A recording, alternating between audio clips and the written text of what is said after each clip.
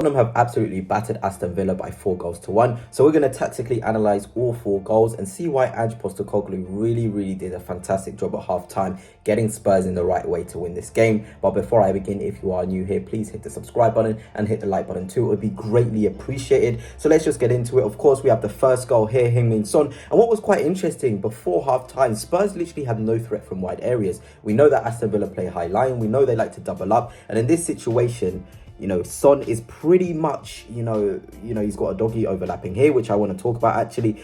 It felt as though Spurs were really targeting those overlaps. We know that Postecoglou normally likes to play with his fullbacks inverted, but I feel like the slight little tweak was to get Udogie going on the overlap, to get Porro in the overlaps position. But obviously, we see Porro here in this sort of a zone. This was fantastic as well. If any ball dropped in this area, he would have been there too. It's just having this variation, between the fullbacks, and Aston Villa couldn't deal with it. Even John McGinn, when he came here over across, Onana too, and Cash, that is 3 people there to try and deal with the threat of Son. But again, sometimes you just can't legislate for individual brilliance, and it was an absolutely beautiful ball into this zone by Heung-min Son. But of course, you've got to be in that zone to tap it home, and Brennan Johnson this season has been so much better at attacking the back stick. We talk about Guardiola, the Sanes, the Sterlings, all these guys scored so many goals under Guardiola purely out of being in that backstick zone. And Brennan Johnson has made it a habit this season, getting in that area, and it's making him so potent and brilliant.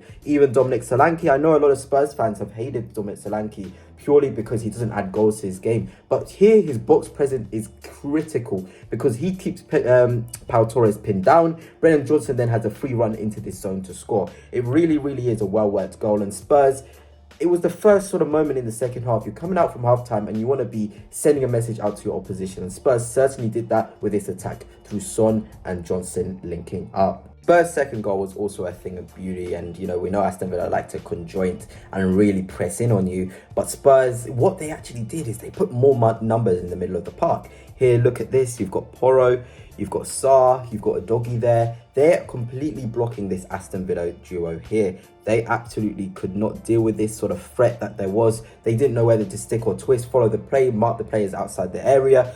That is what Postecoglou really did in this second half. He made sure the midfield was as congested as possible. But again, you cannot legislate for individual brilliance. And this man right here, Decky Kulusevski, has been absolutely incredible in this central zone. He's a creator. He's picking up great angles. Him and Brennan Johnson in close, proximity as well is really key because it condenses that midfield, adds more numbers. You're going to score more goals if you have more numbers in the middle, especially near and around the box. But then again, we have to talk about that run by Dominic Solanke. Coming a rock cross in here, Kulusevski obviously gets the ball and plays it into there as well. It's that telepathy that you need as a striker and a midfielder. Knowing the movements of Solanke, I think over the past couple of weeks, Kulusevski's now getting used to the movements that Solanke does. But also we need to think about the role here of Richarlison, because he has Carlos thinking over his shoulder. Carlos cannot come into this gap because he's thinking, if I go here, Kulusevski has the quality to play a ball in here. And it's that split second of decision making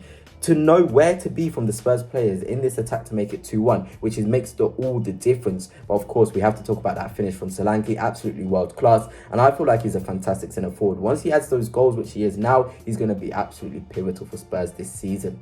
Now on to probably my favourite goal from the afternoon. It's just from Spurs, it's fantastic press. Look how triangled in, Torres is. You cannot legislate for how good of a press this is really from Tottenham. We can talk about the mistake, but you've got to be there. You've got to be sort of tracking, blocking the middle zones. And this is what Spurs do with the inverted fullbacks, with the numbers in the midfield. They completely block the progression. Villa's only option is to try and find McGinn in there, Duran in there, Watkins in there. But that's so hard. It doesn't matter how good of a footballer you are. When you're pressed like this, you cannot get out. And look here, you've got Porro, Bissouma, Sarr, Richarlison, all ready to pounce. They're all ready to pounce in this zone. They completely condense Villa. This is an absolutely incredible press. We didn't see this enough in the first half. Ange probably said, you've got to be more brave. You've got to be more aggressive. Because if Kulusevski doesn't come here and win this ball, you've got Sarr here ready. If he doesn't get there, you've got Bissouma can come back and cover there. Richarlison can come back and cover there. The flight of the ball will take a while, and Spurs can still be in a good defensive zone. So it's about being brave, being aggressive on that press, and then having the numbers to then attack. This is what Spurs are so good at the minute in this game in particular as well. They make sure they have numbers in the attack, as I'll now show. And here it is. Ange Postecoglou must be delighted seeing this, really.